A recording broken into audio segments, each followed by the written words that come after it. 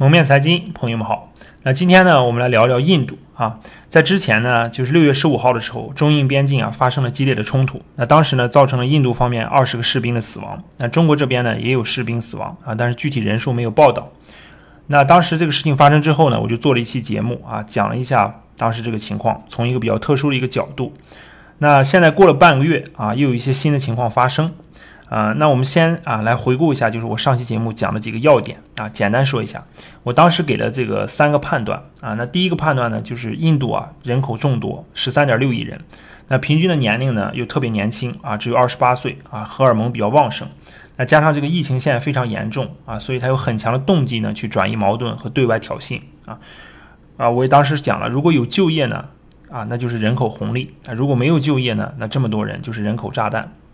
那第二个判断呢，我就是讲印度有很强的民族主义情绪。那在1962年的时候呢，中印发生过武装冲突，当时印度是战败的。那印度对那次战败呢是一直耿耿于怀的所以印度对中国有着强烈的民族主义情绪。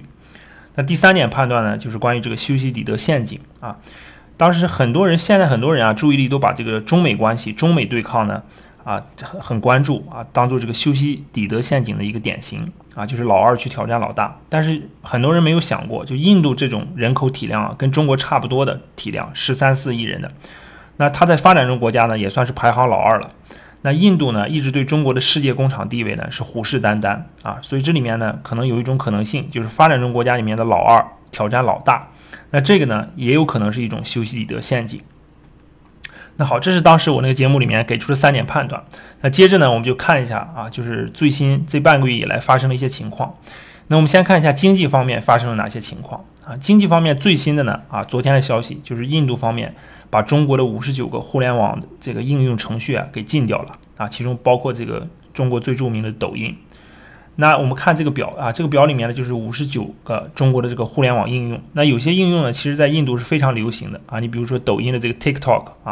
还有这个 Share It 这个我不太了解但我知道这个在印度也很火爆。那还有 UC Browser 还有这个Hello 这几个都是在印度非常靠前的一些应用。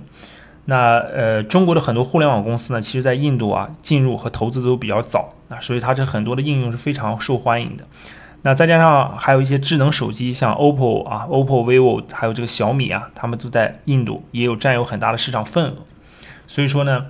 这个最新的这个消息就是对这些互联网的应用进行了一个禁用算是也是经济领域一个比较大的一个冲突的一个表现。那接着第二个呢，这个经济方面的冲突呢，就是中国很多的货物现在进入印度清关都被停止了或者说非常非常慢。那有个典型的一个印度的港口呢，叫印度的这个钦奈港口它基本停止了所有来自中国货物的清关工作。那基本对中国的货物呢是100%实时检查以前呢只是随机检查。那这个动作呢被认为是印度政府对所有这个来自中国的货物就是这个在西海岸港口的一个限制。所以说这也是一个在中印在经济方面领域对抗或者说是印度这个反华情绪的一个表现。那我们再来看一下在这个军事方面这半个月有什么动作。那在军事方面呢，最近印度在中印边境呢部署了36000人的这个部队，算是集结了也是比较成建制的一个体量的一个部队在那边。那当然中国也没有闲着中国呢也在那边边境呢也调集了大量的部队所以说双方都在边境地区增强兵力这个提升装备，这个摩拳擦掌。那印度方面呢还有一个事情，就是他向俄罗斯紧急订购了12架苏30，还有21架米格29战机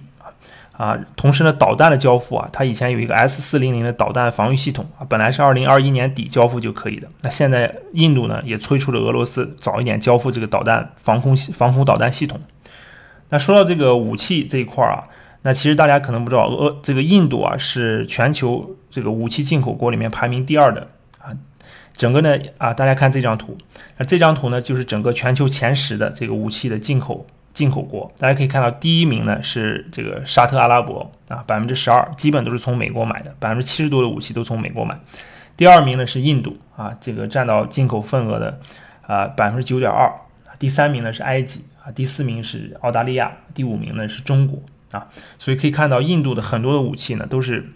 通过这个在进口这个排行榜上很靠前。那其实整个印度的武器进口呢，俄罗斯的供应呢大概占到56%啊，然后第2名和第3名分别是以色列和法国啊。你像以色列占到14%，法国呢占到12%。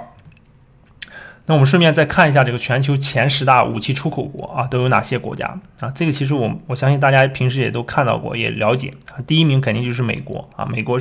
一直是这个军火市场的一个大的一个军火商啊。那第2名呢就是俄罗斯啊，俄罗斯占到21%的份额。俄罗斯很大的一部分武器出口啊都给了这个印度。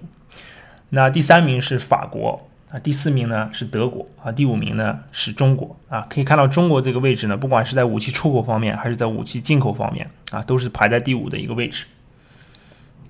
那我们接下来就是再看一下啊，之前我上个节目也讲过这个印度这个体量啊，印度现在 GDP 已经不小了，它已经在全球呢可以排到第5位了啊，仅次于德国。那它的这个 GDP 的总量是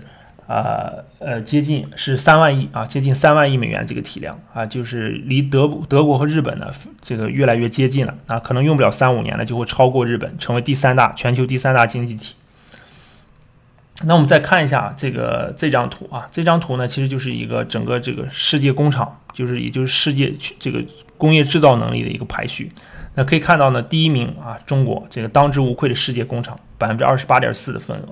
第2名呢是美国啊，美国还是有很大的这个很强的制造能力的啊，虽然这个没有中国那么强大的制造能力啊。美国的这个它有16.6%。第3呢是日本啊，第4呢是德国啊。可以看到印度现在是排到第6位啊，排到韩国之后。所以对世界工厂的这个地位呢，印度啊包括越南一直都是虎视眈眈的啊，一直都是对中国这个世界工厂的这块肥肉呢啊是很有兴趣的。那我们最后呢我们再看一下，就是整个印度从1952年啊一直到2016年，整个这个中印 GDP 的一个对比啊，大家看一下，其实中国和印度啊，在1952年的时候，这个 GDP 的差距呢并不大啊，中国呢稍稍领先。但是当时印度的人均 GDP 呢是比中国高的啊，因为当时这个印度的人口啊没有中国那么多。那整个在其实50年代啊，包括60年代啊，一直到90年代之前呢，其实中印的这个 GDP 差距都不大啊。大家这个看图也可以看到，基本呢就是相差个差个20-30%啊，30-40%啊这个水平。那真正拉开差距是什么时候呢？真正拉开差距呢，其实是在90年代以后啊，90年代以后。那90年代以后呢，中国的 GDP 就开始狂飙突进啊。那这个时候印度呢它就这个望尘莫及了。那到90年代以后呢，一直到90年代末到2000年，中国和印度 GDP 迅速拉开差距，从1990年的117%啊，迅速扩大到2000年的251%啊，就是中国的 GDP 是印度的251%，拉开了这么大的一个差距。那相当于印度呢就是被抛在后面了。到了2010年呢，中国成为世界第2大经济体，超越日本。那这个时候呢 GDP 达到了印度的3.8倍啊。大家知道2001年中国加入 WTO 以后呢，迅速成为世界工厂啊。在制造业能力上，制造业工业大国方面甚至超过美国啊，GDP 也超过日本。那虽然印度在这10年，在这个2000年到2010年这10年，印度的发展也很快啊，但是因为中国的体量已经变得非常大了啊，所以同样的发展速度呢，中国比印度成长得更快。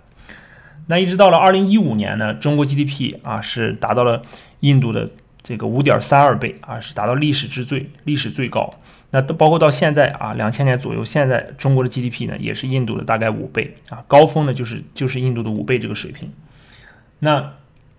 整个中印两国这个经济体量因为已经不在一个层面上了，虽然中国的经济增速已经降下来了只有5%、6%，像去年6%所以说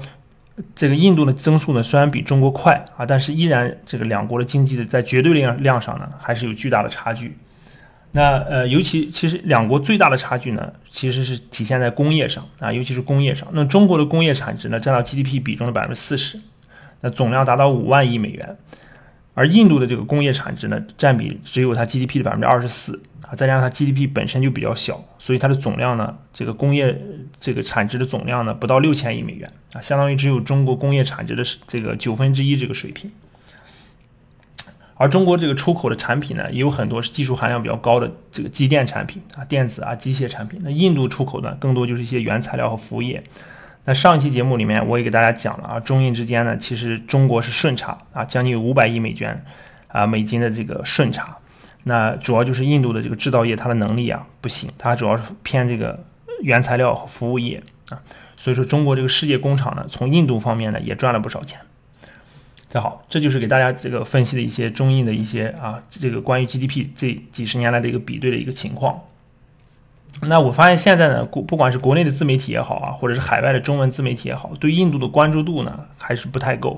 啊。将来这个其实真正将来对中国人生活产生巨大影响的，恐怕不是美国啊，可能是印度。因为中国和美国这个冲突啊，很多都在明面上，而且大家都也比较关注啊。再加上美国本身呢它也是这个中国的这个第一大这个顺差来源国啊，这大量的这个顺差都是从美国这个赚的。那中美贸易战从18年4月份就开始了啊，持续也2年了。其实对中国的整个这个中美贸易的整个这个大的结构呢，没有形成致命的伤害或者摧毁。但是印度呢它这个人口体量13.6亿的南亚人口大国啊，它其实这么大的一个人口大国，一旦崛起以后呢再加上得到外部的支持，包括俄罗斯欧美的支持以后，那会对中国的经济呢产生巨大的影响尤其是这个中国的制造业这块肥肉这个一直是被印度虎视眈眈的。那好，最后呢我就总结一下，今天呢